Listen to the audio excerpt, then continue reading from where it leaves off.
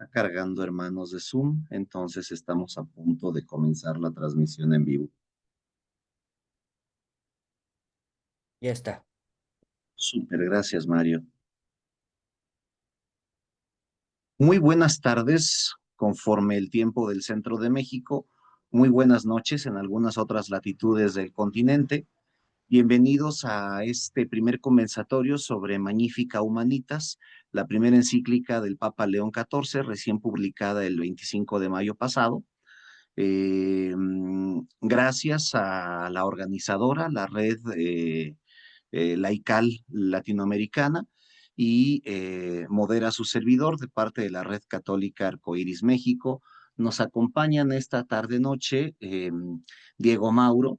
Él es doctor en Humanidades y Artes por la Universidad Nacional de Rosario, UNR, e investigador independiente del Consejo Nacional de Investigaciones Científicas y Técnicas, CONICET, de Argentina, en el Instituto de Investigaciones Sociohistóricas Regionales. Es docente y coordinador del doctorado en Historia en la misma universidad. Su trabajo se centra en la historia del catolicismo y la secularización en el mundo contemporáneo. También, gracias Diego por tu presencia. También nos acompaña Rodrigo Rivera, que es parte del pueblo nahua del estado de Hidalgo en México, migrante y retornado a su comunidad. Allí ha trabajado en proyectos de educación socioambiental y de cuidado del territorio desde 2013.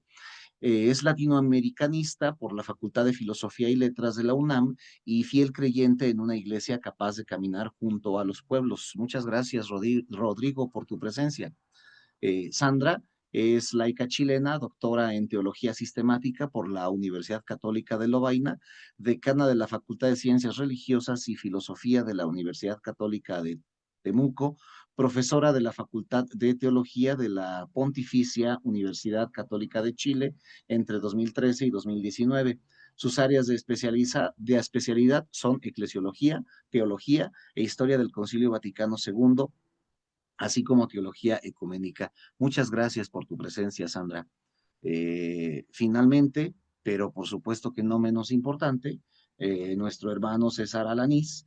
Él es licenciado en Derecho y maestro en Derechos Humanos por la Universidad Autónoma de San Luis Potosí, en México, doctor en Ciencias Sociales y Políticas por la Universidad Iberoamericana, Ciudad de México, y su trabajo académico se desarrolla en los campos de los derechos humanos y su disputa. Gracias, César, por tu participación, por tu valiosa presencia. Como comentábamos en Pasos Perdidos, lo retomo ahora para nuestro amable público. Bienvenidos todos, bienvenidas todas.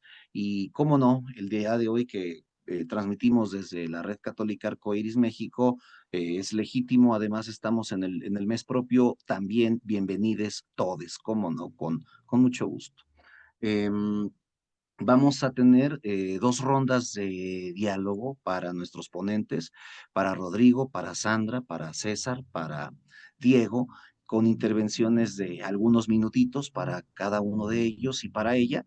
La primera ronda de exposición sobre ideas principales sobre Magnífica Humanitas, la segunda ronda de diálogo, o de profundización en esas ideas que ya nos han expuesto, y si hay participaciones en el chat en vivo de Facebook, las leemos con mucho gusto. Espero que si las hay, Mario Piña nos pueda acompañar a darles lectura. Y entonces la tercera ronda y última sería de síntesis y de diálogo también con el público que nos acompaña desde el Facebook Live. Entonces, siendo de esta manera, comenzamos con la primera ronda, estimados Rodrigo, César y Diego, estimada Sandra, con su permiso. Bien, entonces quisiera hacer una primera alusión personal a Diego Mauro. ¿Es posible, estimado Diego, para comenzar con la exposición de ideas? Por supuesto que la intención es que nos platiques tus impresiones sobre Magnífica Humanitas, pero si le podemos dar alguna intención a la pregunta y deseas tomarla, ¿cuál es la valoración que haces sobre el lugar histórico dentro de los últimos siglos de esta encíclica de León XIV? Bueno, gracias. Gracias Mario por la invitación. Bueno, es un gusto compartir ideas con ustedes. Em, bueno, retomo un poco sí la pregunta que hacías, Eric.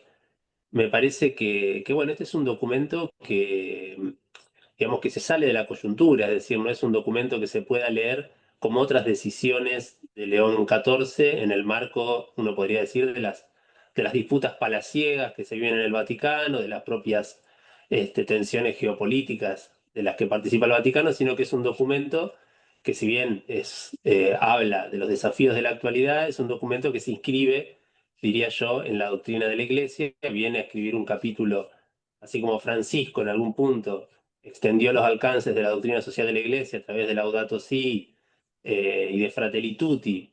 Me parece que, bueno, León XIV con Magnifica Humanitas escribe su capítulo y uno podría decir hasta cierto punto que inicia su papado, ¿no? Con todas las letras, ¿no? Todo este primer año del papado de León XIV había sido bueno, un estilo muy cauto, muy propio de Prevost, ¿no? Pero muy moderado, muy leíble desde una física del poder, intentando construir equilibrios.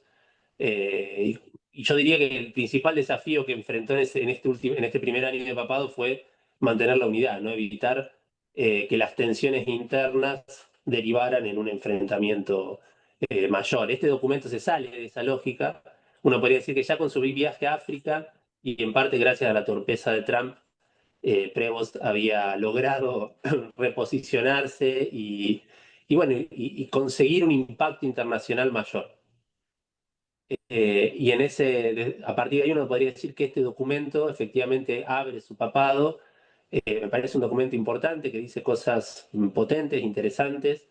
Eh, y en este sentido, digo una cosa más en esta primera ronda y dejo seguramente el resto de los exponentes hablarán de otros temas, ¿no? Pero sí destacaría un aspecto que tal vez no es el que vayan a abordar, eh, y es que si bien se ha subrayado, ¿no? Es decir, las citas a Hannah Arendt o a Víctor Frank, por ejemplo, o la cita a Gandalf, ¿no? De la obra de Tolkien, El Señor de los Anillos, que uno podría leerla ahí como un tiro por elevación, ¿no? A Peter Thiel, por ejemplo, y bueno.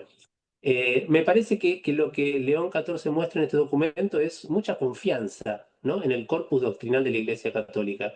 Porque más allá de estas referencias, a diferencia de lo que encontramos en los documentos de Francisco, es un documento, yo diría, fuertemente autorreferencial, en el sentido en que hay una confianza en que la propia doctrina católica, que en la propia historia de la teología católica se pueden encontrar, diría yo, una buena cantidad de herramientas para encarar los desafíos, no solo del presente, sino del porvenir, ¿no? Es un documento que si uno mira los dos primeros capítulos se centran en una reconstrucción muy afinada de la doctrina social de la Iglesia, que recupera a buena parte de los debates del cristianismo primitivo, de modo que digo, si uno mira el documento, dice, bueno, es un documento que trasunta una confianza en que el catolicismo va a desempeñar un rol de peso en el porvenir. Y uno podría decir que ya en la propia elección del nombre, ¿no? Desde el momento uno de su papado, a diferencia de Francisco, ¿no? Que intentó generar signos de ruptura desde un primer momento, ¿no? Así, eligiendo un nuevo nombre, cambiando la vestimenta, no yéndose a vivir al Palacio Apostólico, que tenían que ver con la situación de crisis que atravesaba el catolicismo en el 2013, ¿no? La imagen pública, ¿no? A casos de abuso, los Batilix, etcétera.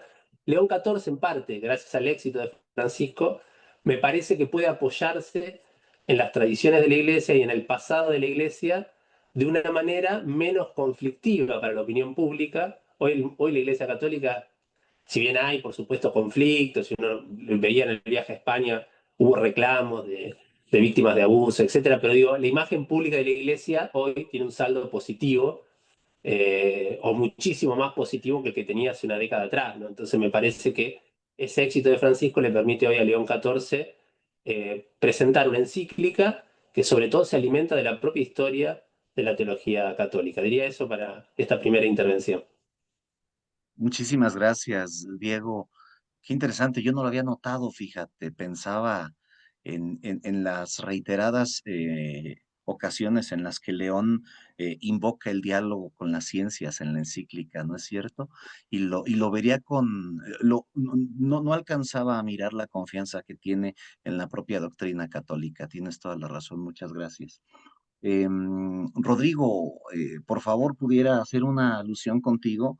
Eh, em, si, si pudiera preguntarte, por ejemplo, ahora que Diego ha mencionado cómo el estilo de León es más conciliador que el que Francisco, por ejemplo, em, ¿qué piensas tú sobre otras emergencias que Francisco sí señaló, ¿no? Y de las cuales te has ocupado tú, por ejemplo, como el cambio climático y el cuidado de la casa común? ¿Cómo ves tú estas distancias o no están tan distanciadas, Rodrigo? Claro, bueno, primero que nada, igual, ¿no? Muchas gracias por la invitación y ya muy feliz de estar acá hablando de esto. Em, Híjoles, yo de hecho tengo como un poco la opinión de que la encíclica no es como tan conciliadora, ¿no? O sea, de repente el León no le da como miedo a empezar a señalar, quizás no tanto con nombres y apellidos, pero sí a señalar como raíces estructurales y pues un poco el guate rehuye mucho, ¿no? A esta categoría marxista de lucha de clases, pero sí dice, a ver, aquí hay una serie de personas que concentran la riqueza y la influencia política y el poder, y sí tenemos como que ponerles como límites, ¿no? Creo que esto que comenta Diego Mauro, yo no lo había vinculado, ¿no? La referencia a Gandalf como una suerte de respuesta a Peter Thiel, ¿no? Claro, y todo el tema con Palantir y demás. Bueno, ya sobre la parte concreta que me preguntas, ¿no? Yo pensaba un poco articularlo en estos dos momentos de inicio, una parte como hacia el tema de los trabajadores y otra parte hacia esta cosa de cuidado de la creación. En la parte de cuidado de la creación, creo que justamente se me hace muy bello y creo que hay un puente muy claro entre la primera encíclica de Francisco, ¿no? Laudato Si, y esta primera encíclica de León, ¿no? De repente pareciera que no está tan ahí, pero vaya, son temas que se conectan de una forma como muy profunda cuando pensamos en la materialidad de la inteligencia artificial, por ejemplo. ¿No? O sea, cuando pensamos a la IA, quizás un primer momento lo pensamos como la nube, ¿no? Este concepto como muy marquetero, como si realmente los datos y la información estuvieran como flotando en el cielo, en una cosa etérea, y de repente se nos olvida que eso no es real, ¿no? O sea, que la realidad está muy fija y muy construida en esto que ahora llamamos centros de datos. ¿No? Y que se sostienen a través de una infraestructura de cables, de producción energética, de consumo de agua, de desplazamiento de personas. Y entonces creo que ahí es que cuando pienso, claro, Francisco ya decía que esta cosa tecnocrática que está marcando como nuestra contemporaneidad es como la gran crisis que él veía en 2015, y ahora León, en realidad la inteligencia artificial es una continuación de esa misma crisis en otra etapa, pues otra vez, ¿no? Venimos, creo, arrastrando como sociedad, y creo que en ese sentido se me hace muy importante que León lo mencione, que pues al final estamos jugándonos la dignidad no solo de la humanidad, sino la dignidad de la creación, ¿no? Y cómo entonces se conceptualiza y cómo entonces se piensa, ¿no? Por citar una parte que me gustó mucho, ¿no? En el numeral 84, él menciona, ¿no? O sea, no es verdadero progreso aquello que aumenta el bienestar de algunos, degradando los ecosistemas, descargando costos sobre las comunidades más vulnerables o comprometiendo las vidas de quienes vendrán después de nosotros. Y creo que en ese sentido, me parece sí, vaya, el vínculo, ¿no? Con la defensa de los territorios, las luchas indígenas, de pueblos indígenas, de comunidades, ¿no? O sea, hay una cosa muy, muy documentada, ¿no? Que quizás no ha llegado tanto a algunas regiones de América Latina, tal vez Argentina, Chile, pero en Estados Unidos las comunidades rurales enfrentándose a estos megacentros de datos, ¿no? Y hay como procesos de resistencia muy serios que entran, ¿no? Quizás en esta categoría que nosotros llamamos como luchas del sur global, pero que de repente como están en Estados Unidos pareciera que no existieran, ¿no? Pero están ahí, están sucediendo, son comunidades que se parecen mucho más a una comunidad rural chilena, a una comunidad rural mexicana, que a la existencia de la vida de Peter Thiel o de Elon Musk o de Zuckerberg, ¿no? Estamos mucho más vinculados a ellos que a estos ultramillonarios. Entonces, un poco como para cerrar mi intervención, vuelvo a lo mismo, ¿no? O sea, creo que es una encíclica que, si bien habla mucho acerca de la importancia de la paz, sí dice, tenemos que poner límites, ¿no? A estos oligarcas, y en mi cabeza es como de poner límites implica conflictividad, ¿no? Y es parte de lo humano, y entonces es como, pues, pensemos la conflictividad, pero, y quizás lo podemos hablar más adelante, pues León da como pautas, ¿no? O sea, cuando habla como de estos valores que tenemos que tener en mente, ¿no? O sea, el bien común, la solidaridad, la subsidiariedad, hay una serie de recomendaciones, ¿no? De pautas que sí da de, vamos a jugárnosla, pero vamos a pensarlo también de esta ética cristiana que puede resultar muy valiosa y muy útil en estos momentos. Gracias, Rodrigo. Qué oportuno es escucharte habiendo leído el Magisterio de Francisco, haciendo esta conexión con León que a los medios de comunicación les ha dado pues para bastantes notas, haciendo quizá confrontaciones que no son tan evidentes, ¿no? Que no están tan tajantes en la propuesta de León. Muchísimas gracias. Ahora quisiera hacer una alusión a César, si fuera posible, y preguntarte directamente, César, ¿qué está en riesgo con un desarrollo de la inteligencia artificial? De la manera en que está ocurriendo, por supuesto, para la perspectiva de León, habría que discutir si sí está ocurriendo como León dice que está ocurriendo, y a qué nos alerta el magisterio del Papa. Claro, muchísimas gracias primeramente por la invitación. Y bueno, un poco respondiendo a la pregunta, yo creo que León 14 lo establece muy bien en uno de los apartados de la encíclica, ¿no? Este es el otro lado de la inteligencia artificial, de los beneficios, ¿no? Que tradicionalmente las empresas transnacionales nos venden, ¿no? Que es el beneficio de la apropiación indiscriminada de los privados en unas cuantas manos y que esa apropiación implica también estructuras coloniales. Él así lo nomina tal cual en un apartado de la encíclica. El colonialismo muestra en la actualidad un rostro inédito, así lo dice, ¿no?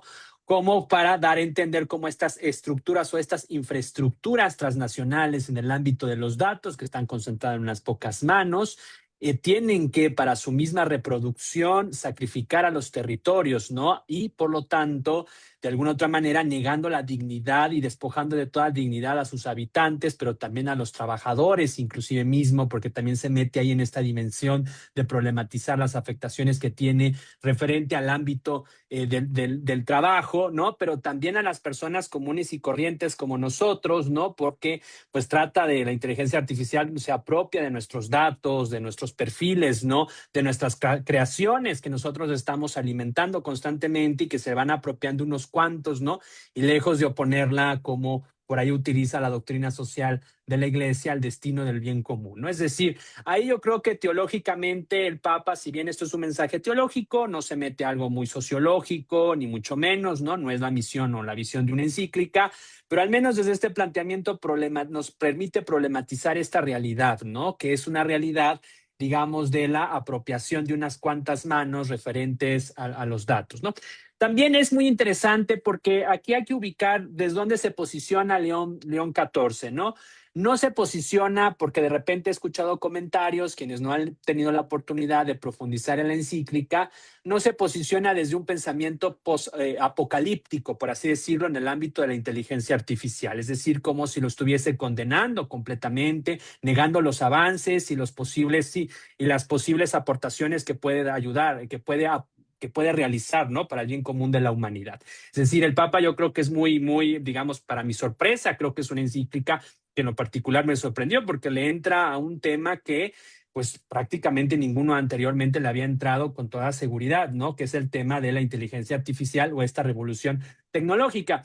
También no era de sorprendernos del todo porque León XIII también le entra al tema de la revolución industrial y de ahí de renueva el pensamiento social de la Iglesia. Por cierto, se publica creo que a 130 años de la encíclica Rerum Novarum, que ocasionó grandes movilizaciones de movimientos cristianos, digamos, dinamizó el pensamiento social de la Iglesia.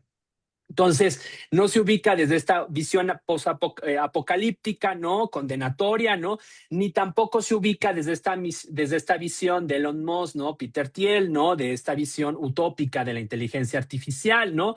A manera de esta ciudad de Babel, ¿no? Que metafóricamente la establece al principio, ¿no? Es decir, una ciudad perfecta, controlada por unos cuantos, ¿no? En donde se invisibiliza toda diversidad e imperfección, que es donde aparece el rescate del humano, ¿no? En tanto, en sentido un poco antropológico también lo podemos problematizar así. Entonces, no se posiciona ni de un postulado ni de otro, él se abre al diálogo, estableciendo que la inteligencia artificial digamos, puede estar al servicio de la humanidad, ¿no? En sí misma no es mala, sino el uso que se le rehace, ¿no? Y es la crítica que va de alguna otra forma hilvanando a lo largo de la encíclica, ¿no? Sobre todo en el tema de la guerra, ¿no? Que es algo muy importante.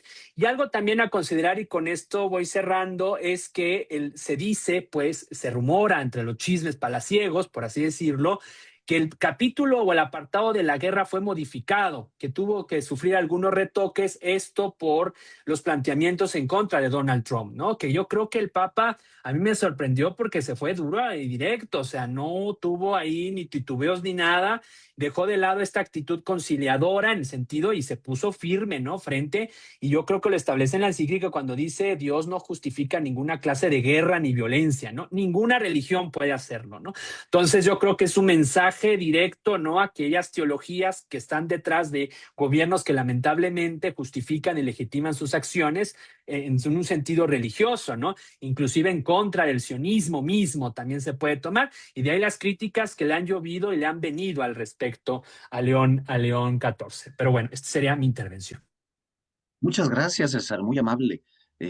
Justo a partir de algunas críticas hacia León XIV, no sé si para dentro de un rato tengas este apetito de ahondar en la materia, pero ¿por qué no le entró al asunto de la guerra directamente si hay quienes sostienen que es un asunto social mucho más apremiante que las últimas tecnologías? ¿O qué implica que le haya entrado por este lado a las últimas tecnologías, ¿no? Sandra, si pudieras, por favor, ayudarnos a sintetizar las intervenciones de hasta ahora, pero quizá también, por supuesto, Sandra, ¿qué peculiaridades tiene el estilo estrictamente teológico de León en los pontífices modernos y en la historia de la Iglesia? ¿Se está ubicando acaso la doctrina social como la única teología de la que se puede hablar en el siglo XXI?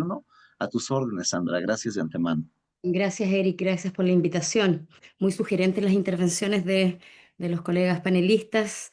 Tal vez lo primero que quisiera decir es que a este espejismo evidente que desde el inicio del pontificado León XIV hizo con el pontificado de León XIII, incluso asumiendo el propio nombre, creo que ese espejismo evidente tiene un dinamismo mayor y hace una suerte de ruptura, dado que está mediado un pontificado y otro por el evento del Concilio Vaticano II, que sin duda le introduce otras claves de comprensión al catolicismo. Y creo yo que subyace una pregunta mayor detrás de esta encíclica, en algún sentido programática, probablemente, y es acerca de precisamente qué lugar puede tener, si acaso lo tiene, qué lugar podría tener el catolicismo en las transformaciones socioculturales hoy día. Y allí me parece a mí que justamente a propósito del Concilio Vaticano II, la encíclica asume esta dimensión dialógica de la Iglesia, por un lado, que digamos la saca del monólogo para situarla y poner a disposición todo su patrimonio, ¿no? En conversación con otros actores de la sociedad civil, de otras religiones, otras iglesias, eh, invita la encíclica a sumarse a esta conversación urgente, ¿no? Por un tema que concierne no evidentemente únicamente al catolicismo. Eso es lo primero. Por otro lado, justamente atendiendo a esta peculiaridad, digamos, asume también, recibe muy bien, a mi modo de ver, la encíclica, el dinamismo de la tradición católica, ¿no? No hay palabras últimas, cerradas, absolutas, hay provisoriedad también y el Papa lo asume, uno lo lee acá y allá, ¿no? En esta conversación que está todavía abierta, que se abre recién, y nosotros somos parte de ella en este panel, digamos, asumir que estamos balbuceando, estamos intentando explorar qué es lo que significa para los creyentes en este caso, también para los no creyentes, también para, digamos, aquellos que se han desafiliado institucionalmente desde el punto de vista religioso, que es muy peculiar en nuestro continente. Además, en Chile, por lo pronto, eso ha aumentado exponencialmente. ¿Qué es lo qué significa esto de pronunciarnos, ¿no? Hay provisoriedad allí. Luego, una siguiente clave es la dado que esto es provisorio, tenemos que hacerlo juntos, el discernimiento, ¿no? Con el lugar de la conciencia, la libertad de la conciencia, eso lo sitúa muy bien acá y allá, y por esa misma razón, dado que esta encíclica no es sobre la inteligencia artificial, sino que en realidad es sobre el humano, lo humano en relación y el futuro, tal vez el desarrollo de humano integral, eventualmente. Entonces, claro, ¿qué significa esto de que realmente tenemos una libertad de conciencia y podemos ejercerla, debemos ejercerla y no sucumbir frente a el ejercicio del poder de unos grupos dominantes que pueden marcar una agenda que puede ser también nociva en una cierta comprensión de humanidad y una cierta comprensión de sociedad? Y quisiera una última cosa, y tal vez situar esto para la siguiente ronda. Creo yo que esta encíclica, si bien es la primera, claro, pero igual se inscribe en un par de documentos previos, uno de la Comisión Teológica Internacional, Quo Vadis Humanitas, ¿sí? Y Dilexi Te también, Dilexi Nos, luego esta preocupación y ocupación por el lugar de los que van quedando descartados al margen y renovar la opción preferencial de la Iglesia, que no es opción en realidad, que es una exigencia evangélica por los más pobres, está también allí. Y el lugar de las humanidades. Creo que esto nos concierne a las universidades, a la sociedad en su conjunto. ¿Qué lugar tienen las humanidades en esta conversación? ¿No? Por ahí, por ahora. Ah, ya, Sandra, qué ejemplar disertación. Justo a mí me parece como una idea muy poderosa de fondo en la encíclica de León, la idea de que la doctrina se desarrolla, ¿no? Me parece poderosísima esta idea para próximos siglos, ni siquiera para próximos años. Me parece poderosísima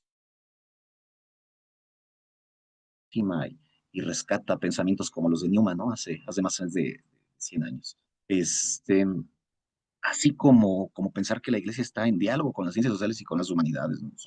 Son materias axiales para este tipo de espacios, para este tipo de eventos y de los frutos que pueda dar. Si es posible hacer de nuevo, alusiones en esta segunda ronda. César, hace un rato se nos quedaba pendiente el por qué no una encíclica sobre la guerra o cuál es el sentido de abordar este tema inminente y urgentísimo a través de la inteligencia artificial en la encíclica de León, o quizá también considerar si hay otra manera de desarrollar la inteligencia artificial que no sea la utilitarista criticada, la ideológica y utilitarista criticada por León. ¿Cómo ves? Claro, o la tecnocrática, ¿no? Que ahí retoma esta noción del Papa Francisco de su encíclica, ¿no? Laudato Si, o este paradigma tecnocrático, por así plantearlas, ¿no? Pues es que el tema de la guerra está atravesado hoy en día por el tema de la inteligencia artificial, ¿no? Yo creo que el mismo León ahí, bueno, lo vemos con ejemplos, ¿no? De esta escuela en Irán, me parece, ¿no? En donde, pues, una de las justificaciones que dieron, pues es que yo no fue el producto del algoritmo de la inteligencia artificial y nosotros no pudimos controlar a manera de exculparse de la responsabilidad, con lo cual plantea algo muy importante de fondo. Si se va a desarrollar esta inteligencia que ya se está desarrollando, ¿no?, en distintas aristas de la vida social, pues quién es ante quién frente a los errores que pueda cometer esta inteligencia, las exclusiones y demás, pues quiénes van a ser los culpables, quiénes van a, digamos, quién tiene un peso jurídico en ese sentido, a quiénes vamos a llamar ante un tribunal, porque se pueden excusar fácilmente los actores en decir, bueno, fue un error del algoritmo y ya nada más, ¿no?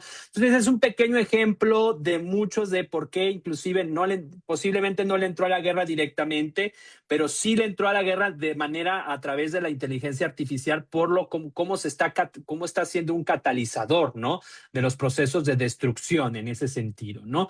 Entonces, yo creo que también por un sentido político, ya hablando en términos más claros geopolíticos, ¿no? Si el Papa le entra a la guerra es meterse con Netanyahu y todo el tema de Medio Oriente es cantarle ya el pleito más directo a Donald Trump, ¿no? Básicamente, ¿no? Es decir, ya sería poner el papel de la iglesia en una posición de mucha tensión, ¿no? Y recordemos que la iglesia, pues no solamente el Papa, sino tienes toda una infraestructura y hay unas tensiones internas, ¿no? Que unas están más afiliadas o tienen mayor, digamos, tendencia conservadora en la preservación, ¿no?, y mayor claridad en cuanto a la hora de la negociación, mientras otras. Entonces yo creo que por eso en primera el Papa León no le entró directo hacia la guerra, pero sí lo aborda en subsecuente en el tema de la inteligencia artificial y sobre todo insisto mucho en este párrafo, ¿no?, que es un párrafo o que es un planteamiento ahí muy fuerte en donde dice, bueno, ninguna religión o ningún Dios puede justificar o puede utilizarse para legitimar la destrucción y la violencia, ¿no? Entonces, en ese sentido, yo creo que ahí es un planteamiento que va realizando León. Extrañé algunos ejemplos ahí de cómo también que tenemos muy, como bien decía Rodrigo, pero también en América Latina, ¿no? Todo el desastre ecológico que la infraestructura de la inteligencia también desata y esta cultura del descarte y de los descartados, ¿no? Que continuando con los planteamientos del Papa Francisco, yo creo que ahí le faltó un poco abundar en esta denuncia, si bien lo plantea, pero yo creo que ahí le hubiera conectado muy bien con la encíclica Laudato Si, ¿no?, y los planteamientos anteriores de la creación, ¿no? ¿no?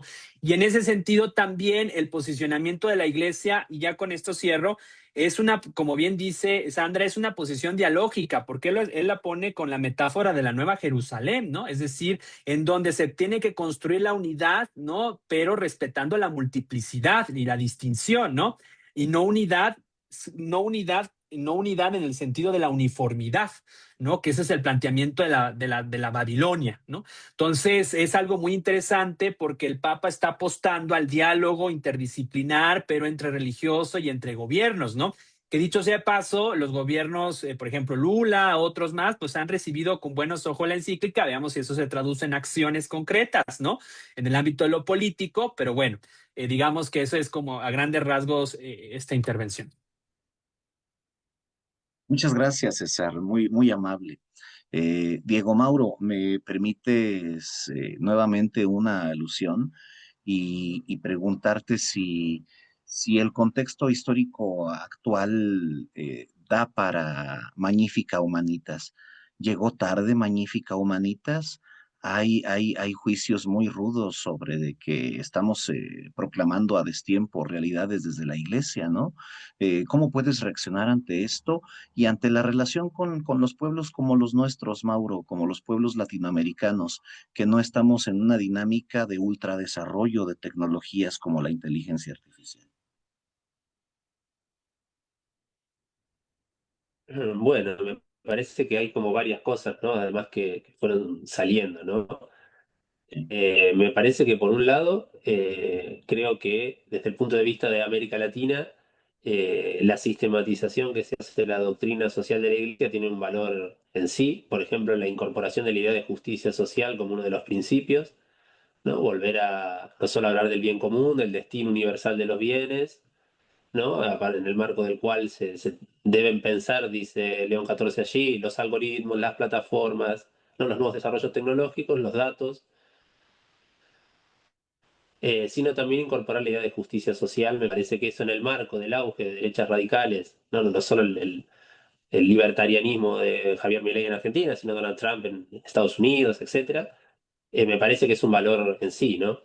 Luego creo que por otro lado la encíclica, bueno, tiene varias cosas interesantes, algunas que decía Sandra, ¿no? Me parece que la recuperación de eso que ya está en Dignitas Infinita, este documento de Fernández sobre el final del papado de Francisco, ¿no? Esta idea de que también la comprensión de las verdades de la fe evoluciona, se transforma, ¿no? Cambia con el tiempo, ¿no? Ellos dan el ejemplo de la esclavitud. Y de hecho, León XIV aprovecha en esta encíclica a pedir perdón nuevamente por la esclavitud y las demoras de la Iglesia en condenarla eventualmente, ¿no? Y en ese sentido yo eso lo conectaría con lo que me parece son los dos nudos de discusión, me parece a mí más importante en términos, yo diría, de la historia de la teología católica, ¿no? Eh, por un lado, me parece que el diagnóstico que hace León XIV sobre los riesgos de la inteligencia artificial para el sostenimiento de un mundo común, ¿no? De unas referencias comunes que permitan la conversación, ¿no? Él dice allí, uno de los riesgos que tenemos por delante es que las lógicas algorítmicas construyan mundos a la carta, ¿no? Que cada uno viva encerrado en un mundo, ¿no? Que refuerce sus propios prejuicios, sus propias concepciones del mundo. Y además es un mundo digital, ¿no? Mucho más difícil de desarmar, porque el contacto físico también se reduce, ¿no? Es decir, los cuerpos no están en juego allí, ¿no? Todos hemos participado de eso en la vida universitaria, por ejemplo, donde uno tiene muchas pequeñas sectas, etcétera. Bueno, pero esas sectas se encuentran en los pasillos, ¿no? Tienen que eventualmente debatir cara a cara a veces, ¿no? Y eso puede ayudar a desarmar eventualmente esos mundos, ¿no? Esos microclimas ideológicos. Me parece que lo que dice ahí León XIV es el riesgo que en el largo plazo la potencia del algoritmo sobre el mundo sea tan grande que corroba, destruya esas referencias comunes. Por eso toma el concepto de Hannah Arendt, ¿no? De mundo común, y vuelva finalmente imposible la conversación, ¿no? Entonces me parece que ahí identifica una amenaza, yo diría, de índole antropológica, y por ende trasladable a la vida política, al riesgo para la democracia, etcétera. Que esto lo vemos, ¿no? En las nuevas derechas que funcionan mucho con estas lógicas, ¿no? Y por otro lado, la otra cuestión, y con esto ya voy cerrando, me parece que la recuperación de algunas cosas de San Agustín, pero sin el agustinismo político, ¿no? Sin esas derivaciones políticas complicadas, sino la idea de que el límite, cuando él dice en esa frase, me parece que yo diría es la frase de la encíclica para mí, ¿no? Es decir, cuando dice, los seres humanos no florecen o prosperan a pesar del límite, sino gracias a él, ¿no? Entonces, en una lectura, si ustedes quieren, casi lacaniana, no podría decir, ¿no? Como argentino que citamos siempre a algún psicoanalista, pero casi lacaniana de decir, el riesgo de suprimir el límite, que es un poco lo que propone no los tecnohumanismos, el poshumanismo, esta idea de que el límite es un obstáculo y un problema. El riesgo de suprimir el límite es también apagar el motor del deseo, el motor del amor, el motor de las cosas que nos hacen humanos. Dice, lo que podamos a construir puede ser cualquier cosa, pero seguramente no será humano. Y es interesante también que con esto no se viene a romantizar el sufrimiento o el dolor como en lecturas teológicas más viejas, ¿no? Donde se decía que Dios intervenía y que el sufrimiento era una forma en la que Dios hacía, ¿no? Él dice, esto no tiene nada que ver, Dios no es que interviene, pero el límite, ¿no? La concepción, la perspectiva de la propia historicidad, eso que incluso Heidegger llamaba el ser para la muerte, ¿no? Es lo que en definitiva permite que muchas de las cosas que nos hacen humanos, amar, jugar, ¿no? Conversar y también evidentemente sufrir, existan, ¿no? Entonces me parece que ahí hay también una reivindicación de esa fragilidad, por decirlo de algún modo, de esas fallas de origen del pecado original, si lo queremos leer en términos teológicos, pero no para derivar, no para una deriva autoritaria en el sentido no de una iglesia que tenga que tutelar, ¿no? Sino viendo las posibilidades que esa falla permite, ¿no? Y eso me parece que también es muy potente, ¿no? En un mundo que quiere, ¿no? Avanzar, vemos estas Olimpiadas que hay ahora, ¿no? Hacia una lógica, digamos, transhumanista, me parece que eso que viene a decir el Papa también es muy contracultural y me parece que escribe un capítulo más en la doctrina social de la Iglesia con mucha fuerza. Muchas gracias, Diego, muy amable. Y aprovechando tus intervenciones, quisiera preguntarle a Rodrigo cuál es su apreciación sobre sobre los posibles alcances precisamente políticos y económicos a los que nos da pie la encíclica del Papa León. Y a propósito, voy a ser tendencioso y malintencionado ante las comparaciones inevitables. ¿Sí es León un papa gris? ¿Sí es León un papa parco, modesto, eh, de alcances más restringidos? Rodrigo. Uf, buenas preguntas, ¿no? Y, híjoles, creo que justo también hace no mucho estaba en otro conversatorio alrededor de esto y hablábamos precisamente acerca de esta recuperación del nombre de León, ¿no? Y de asumirse como heredero del pensamiento de su antecesor León, ¿no? Y entonces creo que también se me hace muy fuerte pensar que diga, yo voy a contribuir a actualizar lo que Rerum Novarum estaba diciendo hace 130 años, ¿no?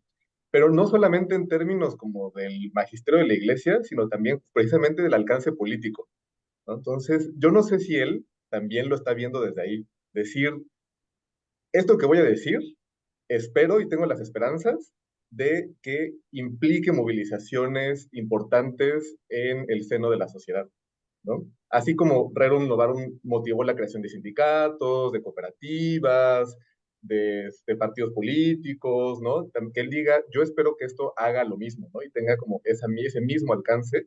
Y entonces creo que, pues, a mi parecer hasta ahora, León está diciendo, voy a quitarme de esa investidura de Gandalf el Gris, ¿no?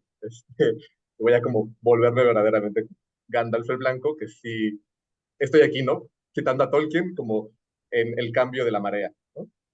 Entonces, y creo que además se monta, y lo hace muy bien, como en este regreso de la buena imagen de la Iglesia Católica, que creo que es una herencia que le deja Francisco, ¿no? El hecho de que Francisco se posicionara frente al genocidio palestino, ¿no? Y que se posicionara políticamente en muchos otros espacios, cuando el resto de el mundo occidental guardaba silencio, le dio muy buenos créditos a la iglesia y León lo está aprovechando otra vez, ¿no? En este enfrentamiento ante Trump y los oligarcas, los tecno-feudalistas, ¿no? Le llamarían algunos. Entonces creo pues que sí hay como un montón de repercusiones políticas que hay que esperar. Y bueno, un poco se dice siempre que la primera encíclica de los papas marca mucho el rumbo de su pontificado, ¿no? Entonces también va a ser una cosa muy interesante de observar qué implicaciones tiene en términos como de financiamientos, de creación de comisiones especiales, de documentos alrededor de esto, ¿no? Entonces, también me da mucho la expectativa, ¿no? Es como de, está bien interesante también, justo retomando lo que decía Sandra, que si no me, ahorita no tengo exactamente la cita, pero sí dice en algún momento que la filosofía y las ciencias sociales son pues, una cosa así centralísima en pensar el mundo actual, ¿no? Y eso también creo que es muy contracultural en el sentido del tecno-optimismo que estamos viviendo, ¿no? O sea, de repente hay como esta cosa de, no, la tecnología nos va a salvar, y entonces esta suerte como de poner en un pedestal a las ingenierías, a los programadores, este, León dice aguas, ¿no? Que aquí quienes sí tienen algo que decir que pueden modificar el mundo es la gente de filosofía y la gente de ciencias sociales y las humanidades, ¿no? Es así como maravilloso. Y creo que en ese sentido, retomando la parte práctica de todo esto, y que me gustó mucho el contrapunteo que hace entre Babel y la reconstrucción de Jerusalén con Nehemías, la verdad es que no había leído bien ese capítulo de la Biblia, y es un capítulo muy bello. Yo que vengo de pueblos originarios, me ha tocado a mí servir acá como en cargos comunitarios y demás, leer a Nehemías, y el cuate lo que está haciendo es un informe, ¿no? Está informando a una comunidad acerca de la chamba que hizo, ¿no? O sea, está rindiendo cuentas, mi cuate, ¿no? Y la historia es, ay, pues le pedí al rey que me diera chance de ir a ayudar a esta gente, fui, convoqué a una asamblea, reuní a la gente, vi qué problemas teníamos, armamos una cooperación comunitaria en Jerusalén, y entonces las familias decidieron tal, tal, tal, y se me hace muy bello, por ejemplo, la parte en la cual hay partes enteras que son listados de nombres, ¿no? Que es así como de José, hijo de tal, construyó esto. Y la familia tal se encargó de esta parte de la muralla. Y ta, ta, ta, ¿no? Y entonces, como alguien que viene de pueblos, sí digo, es que eso es lo que hacemos los pueblos originarios, ¿no? O sea, esa es la forma de la organización, así funciona, ¿no? Convocas una asamblea, te pones de acuerdo, repartes tareas, tienes un montón de problemas en medio, ¿no? De que la gente no quiere chambear, que tal persona no cooperó porque tenía que cooperar, pero además, y se me hace también muy loco, también se enfrenta a la persecución de las comunidades cuando plantean proyectos propios, ¿no? O sea, él dice, hay una serie de enemigos que rodean a Jerusalén y que también están en contra de este proyecto comunitario de la reconstrucción de la ciudad, ¿no? Y también, una cosa muy bellísima, que es la centralidad y la sacralidad de la fiesta, ¿no? Desde esa perspectiva comunitaria está esta frase de que la fiesta es resistencia, ¿no? Y de repente uno se imagina la fiesta como resistencia, como si nada más fuera el acto de bailar y estar cotorreando. Y dice, no, a ver, la fiesta de resistencia, en tanto hay un montón de cosas atrás por las cuales celebramos, ¿no? Hay una vida comunitaria detrás de esa fiesta que nos permite alegrarnos en ella. Y muy humano también es que el capítulo no termina en la fiesta, ¿no? Termina en, ya reconstruimos la muralla, ya celebramos y seguimos teniendo problemas, ¿no? Y seguimos teniendo un montón de trabajo. Entonces, creo que en ese sentido, sí también, si recuperamos este capítulo, y creo que es la intención de León, es pensar precisamente eso, ¿no? O sea, de que la construcción de esta civilización del amor que menciona es una tarea que es un poco así, ¿no? Es mucho diálogo, es mucho trabajo comunitario, es mucho conflicto interno, es mucha protección de las personas que están trabajando y es un trabajo que nunca termina, pero que hay que celebrar, ¿no? Que hay que estar como continuamente festejando, ¿no? Pienso, Eric, no lo he pensado, pero pues precisamente, ¿no? Justamente este mes es de, compas, traemos un montón de historia atrás de lucha, ¿no? Para que este mes podamos estar celebrando y festejando, y aún así hay un montón de trabajo que hacer. Entonces, pues nada, ¿no? Como que lo pienso por ahí, que creo que también es esta dimensión de la encíclica de, compañeros, trabajemos con alegría, porque hay un montón de cosas que hacer. Gracias, Rodrigo, muy amable. Sandra, justo hemos oído posibles consecuencias regionales, posibles consecuencias políticas, económicas, posibles consecuencias comunitarias. Y tú, cuando cerrabas hace rato, hacías entrar en juego categorías muy importantes de los rudimentos con los que filosofamos actualmente. Eh, Además de estas consecuencias, implicaciones, interpretaciones que nos han compartido los hermanos, eh, ¿cuáles teológicas alcanzas a ver o quieres profundizar en estas filosóficas que habías mencionado y que son tan importantes para ponernos en movimiento con más entes además de la iglesia? Sí, primero una referencia a aquello que recién interpelaba Rodrigo. Me gustaría ver, es decir, la invitación es a ver de aquí en adelante tiene que ocurrir algo. ¿Qué es lo que va a ocurrir? Algo también decía Diego. Esto tiene que movilizar hacia... escuchaba yo que el propio Papa León está articulando un trabajo colaborativo entre dicasterios en la curia. Algo que uno puede decir, bueno, los que trabajamos en universidades, el símil nuestro son las vicerrectorías, probablemente en los países son los ministerios. No siempre, algo que parece una obviedad, digamos, que tiene que trabajar articuladamente, no ha existido digamos, para enfrentar estas cosas. Entonces pareciera que esta comisión va a ser articulada entre distintos dicasterios, lo que le va a permitir incorporar entonces diversas miradas, ángulos, sensibilidades, culturas también, expresiones de fe, etcétera. Discursos, ¿no? Eso era lo primero. Lo segundo es que yo, claro, con el tema de las humanidades, a mí me parece que esta encíclica es muy oportuna, muy oportuna, a propósito de que hay, claro, la tecnocracia se expresa de distintas maneras, ¿no? En gobiernos en los que hay opciones de mercado súper claras, con una cierta ideología política, se empiezan a diseñar políticas públicas, Se organizan los presupuestos, digamos, en torno a la eficiencia, la instrumentalización del conocimiento también. Eh, Se cuestiona lo que no produce con una determinada métrica, unos indicadores, ¿no? Que tienen que ver con investigaciones de cierto tipo, productividad científica de cierto tipo. Y las humanidades a lo largo de toda la historia han tenido un rol súper clave. Probablemente siempre han estado un poco en crisis, pero creo yo que este es un momento peculiar de crisis, de cuestionamiento, justamente porque por ese criterio muy eficientista, probablemente, que desprestigia incluso la maduración de ideas, la producción en libros, obras colectivas, ¿no? Que es tan propio nuestro, ¿no? Esto del el capítulo del libro en una obra que maduró al interno de una experiencia probablemente y luego se ofrece a la comunidad tanto académica como, en fin, más amplia.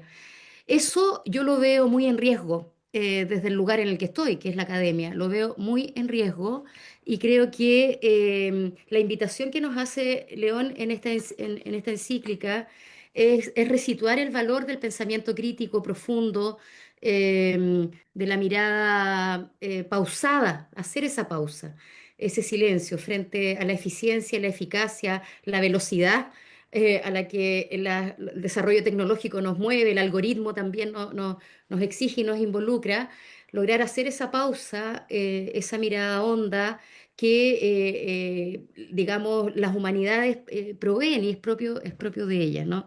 Entonces, yo creo que tanto no solo en la academia, sino que el llamado también es al mundo político que decide también, incluso puede decidir qué se va a hacer en la academia, ¿no? ¿Qué se va a hacer, ¿no? Financiamientos o no, qué se financia y por qué, ¿no? Innovación, solo innovación o, en fin. Ahí hay muchas preguntas que creo que quedan justamente en la línea de esto de qué es lo que va a ocurrir, ¿no? ¿Cómo nos involucramos? ¿Cuáles son los colectivos? ¿Cuáles son las profundizaciones y las consecuencias, los desarrollos, ¿no? Em, Esta mirada no instrumentalizada de lo humano y del potencial que tenemos en lo individual y en lo colectivo, especialmente en lo colectivo. Mm. Muchas gracias, Sandra, muy amable. Les platico que tenemos saludos de Ever Tomé, lo ubico de Puebla. Ahorita les voy a decir por qué lo ubico, ¿no? O mejor dicho, por qué ubico a quienes nos están saludando y por qué quiero mencionar de dónde son y que los ubico, ¿no? Ever Tomé desde Puebla nos está mandando saludos. Carlos Gerardo Careaga, sacerdote desde Monterrey. Edgar Hernández, Genaro Medina y Barbie desde Morelia nos mandan saludos, así como Paoli Martínez. Desde Chimalhuacán también el sacerdote Juan José Castorena. Y quiero decirles por qué los ubico, ¿no? Porque no tiene el gentilicio su usuario ahí en Facebook, ¿verdad? Este, estas personas son miembros de la Red Católica Arcoíris México, que se están obviamente conectando y pues, ya nos ubicamos. Tenemos algún tiempo caminando juntos, ¿no? Y conociendo más personas, gracias a Dios. Em, Aprovecho esta alusión para platicarles que cuando leo Magnífica Humanitas, pues por supuesto que trato de jalar agua para mi molino, como dice el refrán, trato de fijarme en aquellos contenidos que pueden ser útiles para mis reflexiones, para el mismo escudriñamiento del resto del magisterio o puntualmente del magisterio en materia de diversidad sexual y de género, para las relecturas del magisterio en esa materia, ¿no?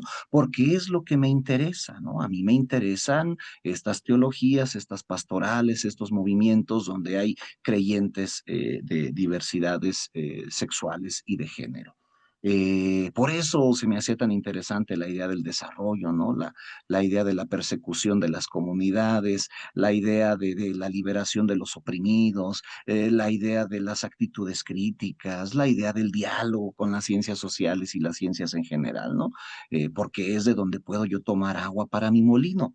Ahora, para cerrar, hermana, hermanos, ¿les gustaría en unos 2 o 3 minutos decir qué idea ha sido para ustedes verdaderamente sobresaliente? Podemos comenzar con Diego, Mauro. Eric, Eric, Sí. perdón, también hay unas preguntas por acá. Oh, Pero súper. también, además, otra vez me sumo también a esto que dices, agradecerte, Eric, y a la comunidad Arcoiris, porque es en la comunidad donde hay estas ganas, ¿no? De que haya diálogo y lectura de la encíclica, ¿no? Y por eso están esos saludos, ¿no? Cariñosos, y que también es parte de una respuesta que se busca construir, ¿no? Desde la encíclica la comunidad como un frente. Pues agradecerles a nuestras invitadas, invitados, eh, y pues se nos ha ido el tiempo muy rápido, ¿no? Creo que lo hemos disfrutado mucho. Muchas gracias. Hay unas preguntas, pero ya no hay tiempo para responderlas, pero tendremos otros conversatorios para seguir dialogando y tratando de entender mejor, ¿no? Estas invitaciones de León 14, pero les quisiera hacer la propuesta que nos compartan ustedes también preguntas que se quedan a la encíclica y a León y a la comunidad católica a la que se dirige León, ¿no? Pero algunas, a ver qué les parece. Una primera, ¿la iglesia está interesada en leer la encíclica? Dos, ¿no hay una deuda de la iglesia con las propuestas del Papa Francisco como la sinodalidad? Tres, ¿será esta otra llamada no escuchada? Cuatro, ¿la IA será algo más que una herramienta? Cinco, ¿qué humanidad resultará después de esta revolución tecnológica? Y seis, ¿la IA podrá creer en Dios o en la humanidad? Pues bueno, igual les digo, si quieren, ensayar alguna respuesta breve o sumar más preguntas, pues con esto cerraríamos y les agradezco mucho.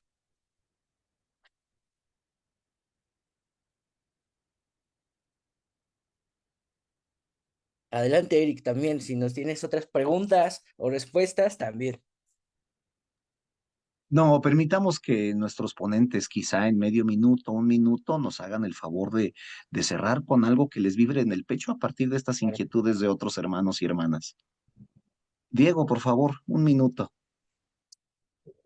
Bueno, y como decía Mario, creo que se puede seguir conversando mucho. A mí me parece que un poco muchas de estas preguntas, ¿no? Sobre la sinodalidad, sobre lo que vos planteabas, Eric, sobre el lugar de la diversidad sexual, eh, sobre si, bueno, si este documento va a ser escuchado o no, si la iglesia quiere leerlo o no. A mí me parece que ahí una de las cosas que me parece que cualquier investigador de la religión católica enfrenta o se da cuenta rápidamente es que eso que llamamos iglesia católica es un universo muy heterogéneo, ¿no? De cosas. Es como una gran constelación con sistemas planetarios adentro y todo, ¿no? Entonces, y que en realidad el Papa aparece como el vértice, pero en realidad es un actor más dentro de otros, ¿no? Dentro del mundo católico. Entonces me parece que lo que ha intentado en este año León es hacer una especie de, ¿no? Buscar algún tipo de equilibrio, ¿no? Entre desde iglesias, ¿no? La vía sinodal alemana, que está en un polo progresista en un punto, y una iglesia, por ejemplo, como los obispados en África, que tienen posiciones diametralmente opuestas. Entonces me parece que hay todo un intento ahí de construir, ¿no? Una posición que le permita, digamos, evitar tensiones, pero al mismo tiempo tratar de avanzar en lo que él considera son, ¿no? Las líneas directrices en términos de doctrina social de la Iglesia. Yo lo veo a León muy en sintonía, si uno lee Dilexité, como decía Sandra, que es un documento escrito a 4 manos con Francisco, uno lo ve en términos de doctrina social de la Iglesia, en total sintonía con Francisco, incluso uno podría decir radicalizando algunos aspectos, no podemos desarrollarlo ahora, pero me parece un Dilexit, un documento muy, muy potente y magnífico, Humanitas también. Pero en otras materias, por ejemplo en diversidad sexual, uno lo ve con una posición más moderada, ¿no? Mucho más moderada, ¿no? Como si esa fuera parte de una prenda de paz, ¿no? Interna, ¿no? El intento de decir, bueno, esto sostengo y en esto, en todo caso, mantengo una distancia, como el hecho de aceptar, por ejemplo, que la misa tradicional pueda volver a celebrarse, ¿no? Incluso adversarios de Francisco celebrando misa en Roma con este canon últimamente. Es decir, hay, como me parece a mí, un intento, no lo mismo sus acercamientos a la fraternidad San Pío X, que de todos modos ahora no han dado buenos resultados. Por eso a mí me parece que Trump le hizo un gran favor a León XIV, ¿no? Es decir, cuando León XIV, uno puede decir, estaba empezando a consumir, ¿no?, el capital político heredado de Francisco, Trump lo ayudó a subirse al ring, ¿no? Y bastó que él dijera, no le tengo miedo, para poder mantener mucho del prestigio acumulado de Francisco, ¿no?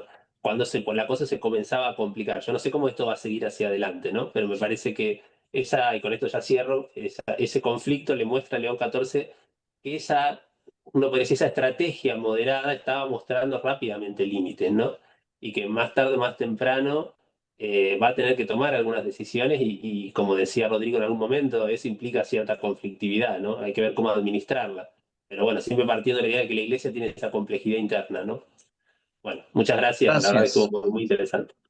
Gracias, Diego, muy amable. Sandra, ¿con qué te quedas para este conversatorio? En un minuto, por favor. ¿Qué es lo que te queda haciendo ruido a estas alturas? El micro está apagado, Sandra, por favor. Ay, sí, que me han suscitado ustedes muchas preguntas, pero tal vez quisiera referirme a tres cosas muy brevemente.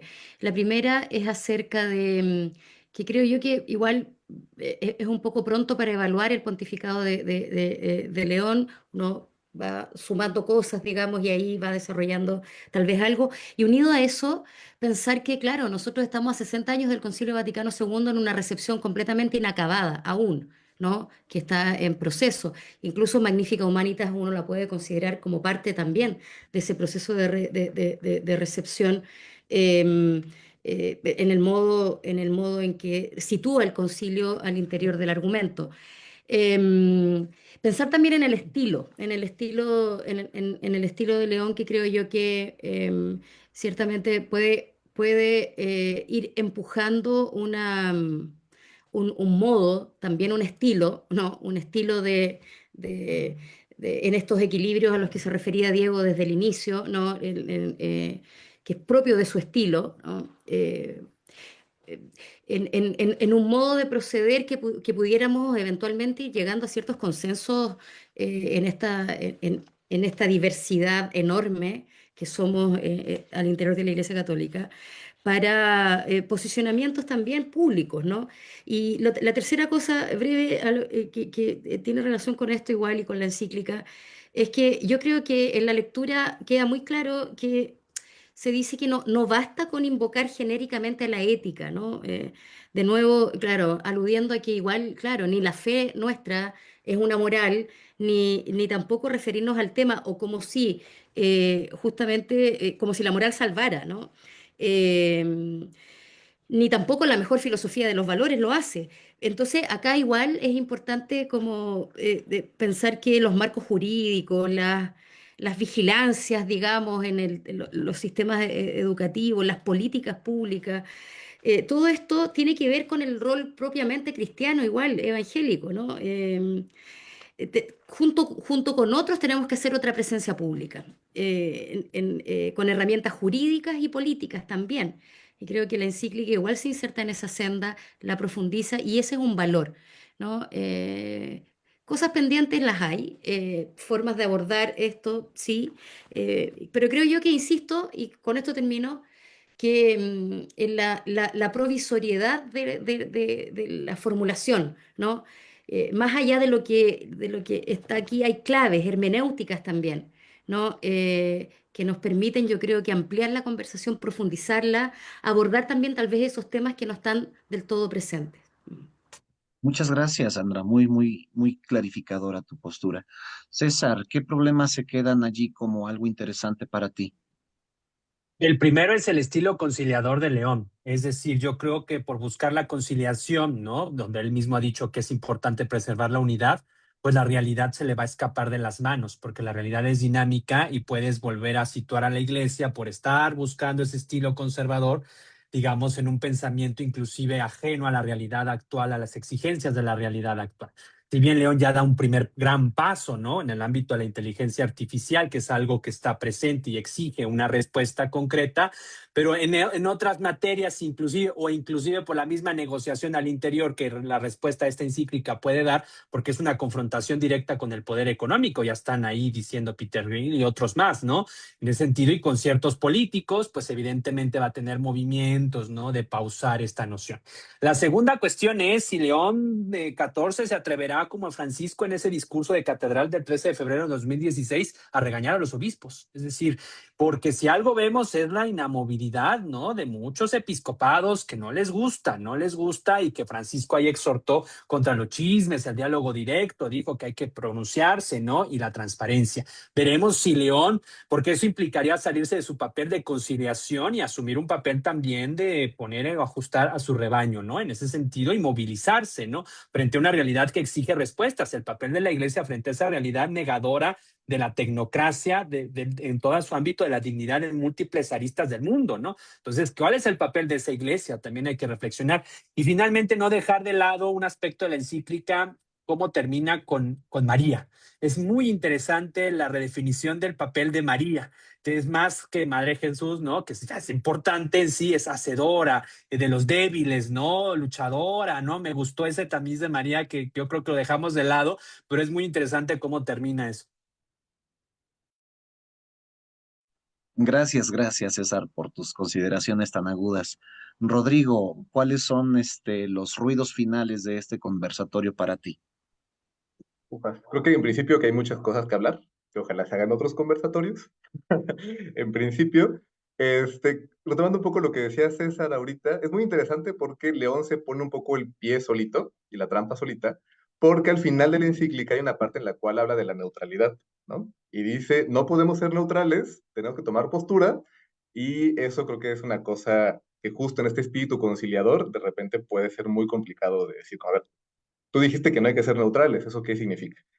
Y bueno, creo que una idea que quisiera como colocar ya por último, es difícil cerrar, pero creo que pensarlo mucho en ese sentido, ¿no? De decir, a ver, efectivamente hay una crisis de espiritualidad, ¿no? En el mundo y la IA y la relación que tenemos con la IA es un síntoma de eso, ¿no? O sea, estas relaciones como parasociales que hay con la IA, de la gente que ocupa la IA como psicóloga, o chavos, chavas que tienen novias, novios, novies en la IA, etc., ¿no?